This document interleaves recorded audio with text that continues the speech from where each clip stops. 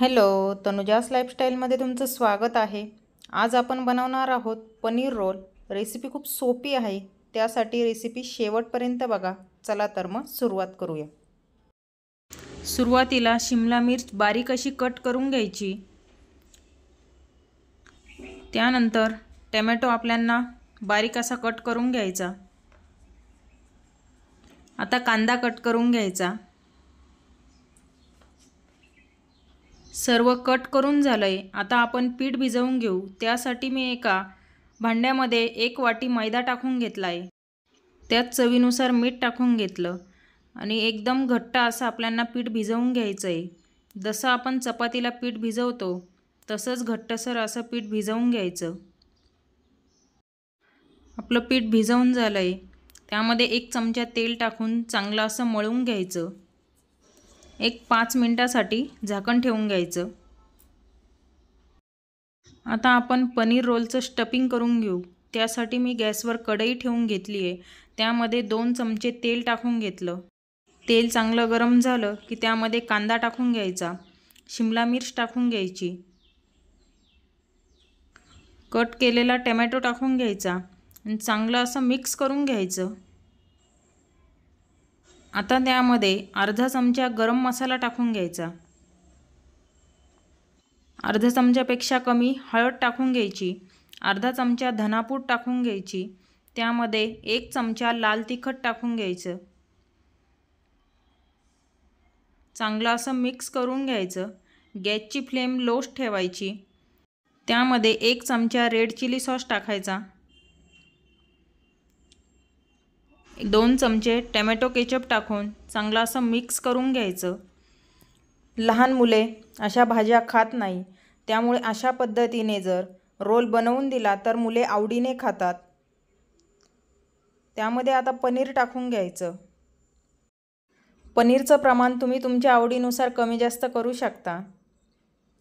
चांगलं असं मिक्स करून घ्यायचं. त्यामध्ये आता मी चवीनुसार मीठ टाकून घेते. त्यामध्ये सर्वात शेवट 1 चमचा दही टाकून घ्यायचं. चांगलं असं मिक्स करून घ्यायचं. एकदम छान असं आपलं पनीर रोलचं स्टफिंग तयार झालेलं आहे. 5 मिनिटं झाले. एकदम छान असं पीठ भिजलं गेलेलं आहे. आता आपण त्याचा पराठा करून घेऊ. एकदम छोटा असा पिठाचा गोळा घ्यायचा. तो थोडासा लाटून त्यावर 1 चमचा तेल टाकून घ्यायचं.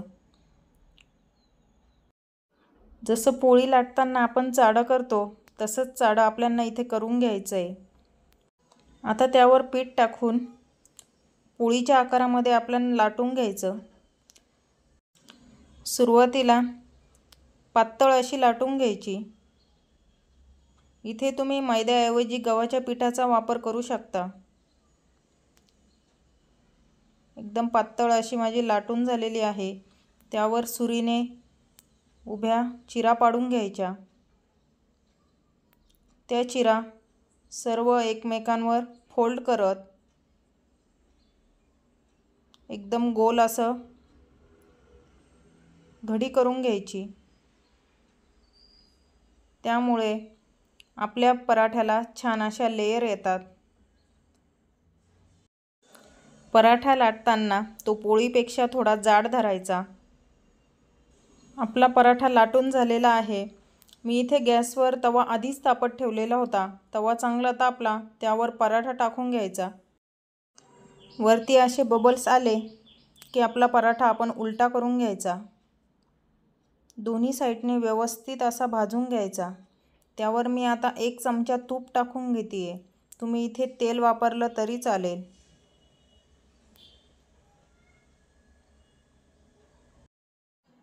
मी दोन्ही बाजूने व्यवस्थित असं तूप लावून घेते. एकदम छान असा आपला पराठा भाजला गेलेला आहे. तो मी आता प्लेटमध्ये काढून घेते. आता आपण पनीर रोल करून घेऊ. त्यासाठी मी पराठ्यावर शेजवान चटणी टाकून घेतली व सर्व बाजूने व्यवस्थित अशी पसरून घ्यायची. चटणी व्यवस्थित अशी पसरून झालेली आहे. त्यावर आता आपण जे स्टफिंग तयार केलेलं होतं ते स्टफिंग टाकून घ्यायचं. स्टफिंग टाकताना मध्यभागी लांबट आकारामध्ये टाकायचं. स्टफिंग टाकताना तुम्ही स्टफिंगचं प्रमाण कमी जास्त करू शकता.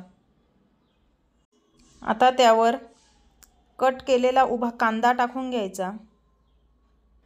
त्यावर कांदा, शिमला मिर्च, टमॅटो टाकून घ्यायचं व दोन्ही बाजूने व्यवस्थित असं फोल्ड करून घ्यायचं. एकदम छान असा आपला पनीर रोल तयार झालेला आहे.